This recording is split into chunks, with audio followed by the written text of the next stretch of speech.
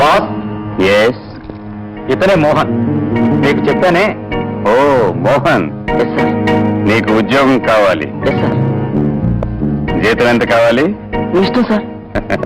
Very good, very good, good boy. Mohan, నువ్వు చేసే కష్టాన్ని బట్టి ప్రతి నెల నీకు జీతం నిర్ణయిస్తాను.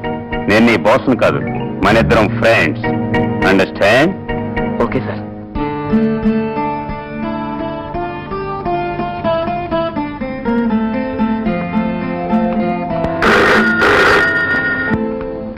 హలో, నేను బాబు సంధ్యని, అదే జస్టిస్ సంధ్యాదేవిని. నమస్కారం. ఎలా ఉన్నావు? బాగున్నానమ్మా, మీరు బాగున్నారా? నిన్ను చూడాలనుంది బాబు, ఒక్కసారి మా ఇంటికి వస్తావా? అలాగేనమ్మా, నాకు మిమ్మల్ని చూడాలండి. I'm very glad. నీకోసం ఎదురు చూస్తుంటాను. తప్పకుండా వస్తానమ్మా. ఇప్పుడే బయలుదేరుతానమ్మా. హాఫ్ అన్ అవర్లో అక్కడ ఉంటాను. Thank you. రామయ్య, అబ్బాయి వస్తాడు, అన్ని ఏర్పాట్లు చెయ్యి. పద.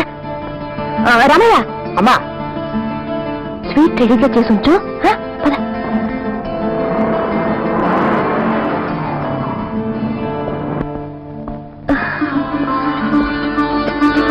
నమస్కారం. రా బాబు, కూర్చో. ఆ రోజు మీటింగ్ లో ఏదో లాంఛనంగా పరిచయాలు జరిగిపోయాయి. నీ గురించి తెలుసుకోవాలనిపించింది. నిన్ను చూసినప్పుడు నేను ఎంత ఆనందపడిపోయానో ప్రత్యేకంగా చెప్పుకోవాలనిపించింది. అందుకే రమ్మన్నాను. నాకు కూడా మీతో మరోసారి మాట్లాడాలనిపించిందమ్మా. కానీ మీరు చూస్తే చీఫ్ జస్టిస్ అసలు ఇక్కడ రావచ్చో లేదో, మీతో మాట్లాడొచ్చో లేదో అనే సందేహంతో ఆగిపోయారు. నీకెప్పుడు రావాలనిపించినా నిరభ్యంతరంగా రా బాబు. ఇంటింటిలో నేను ఒంటరి దాన్ని. బహుశా అవును, జీవితంలో కూడా ఒంటరి దాన్ని. నీకెవరూ లేరా అమ్మా? ఉన్నారు బాబు. నా అన్నవారు, నేను కన్నవారు అందరూ ఉన్నారు. నా కొడుకు నిన్ను చూస్తే నా కొడుకుని చూసినట్లే ఉంటుంది. ఇప్పుడు ఎక్కడున్నాడమ్మా? నా కళ్ళ ముందే, నా కళ్ళలో. చిన్నప్పుడు దొంగలు వాడిని ఎత్తుపోయారు బాబు. నేను ఒంటరి దాన్ని అయిపోయాను. ప్రేమని ఆప్యాయతని కురిపించే తల్లి హృదయం ఖాళీగానే ఉండిపోయింది. నాకు అంతేనమ్మా. బాబు అని నోరారా పిలిచి ఆదరించే తల్లి ప్రేమకు నా చిన్నప్పుడే దూరమయ్యాను. తల్లి తండ్రి సర్వస్వం తానే మా నాన్నగారు నన్ను పెంచారు.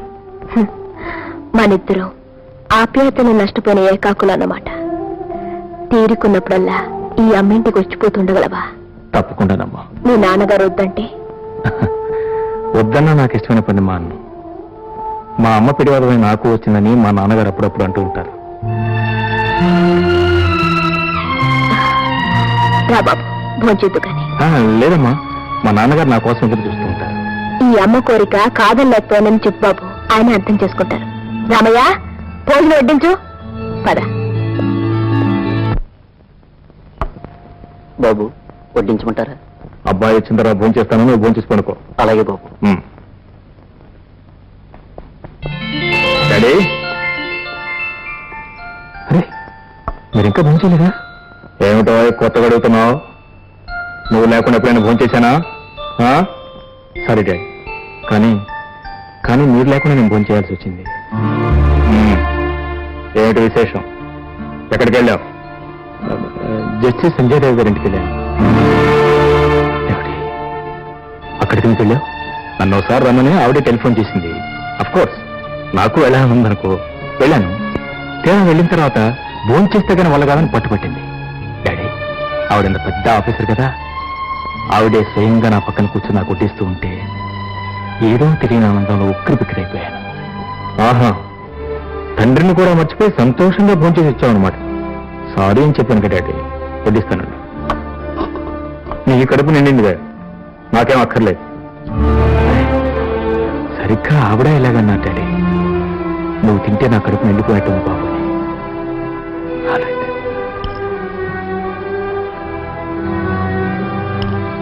ఏమిటో ఉన్నట్టుండి ఆవిడ మీద అంత ప్రేమ పుట్టుకొచ్చింది, ఎందుకో తెలియదు డాడీ. ఆవిడని చూడగానే ఏదో తెలియని అనుభూతి కలిగింది. ఆవిడ చూపించిన అనురాగం నా జీవితంలో ఇంతవరకు లభించలేదనిపించింది. ఆహా, సరే సరే. పాపం ఆవిడకి నన్ను చూస్తే అలాగే అనిపించిందట. ఆహా, అలాగే. అవును డాడీ, చిన్నతనంలోనే ఆవిడ కొడుకుని ఎవరో దొంగలెత్తుకుపోయారట. ఏం డాడీ, మంచిగా తీసుకోండి. అదేంటండి అప్పుడే చేతి వేస్తున్నారు? ఏమిటో ఆకులుగా లేదు.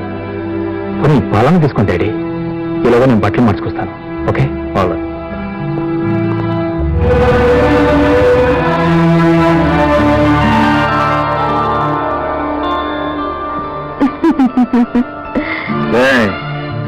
నీ కొడుకు భోజనం పెట్టి బుచ్చగించి మచ్చిక చేసుకోవాలనుకుంటున్నావా? అబద్ధాలు చెప్పి ఆకట్టుకోవాలనుకుంటున్నావా?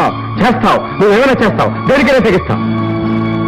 ఓ నోడు నీ భర్తను బాన్సం చేయాలనుకున్నావు, ఇవాళ దొంగనే చేశావు. No, nothing doing. నీ ఆటలకి సాగవు. Not at all, not at all. I see I see. నమస్కారం. నమస్తే. మేడం, మా డాడీ డాడీ ఆవిడే చేస్తే సంజయ్ దేవ్ గారు. Excuse me, mister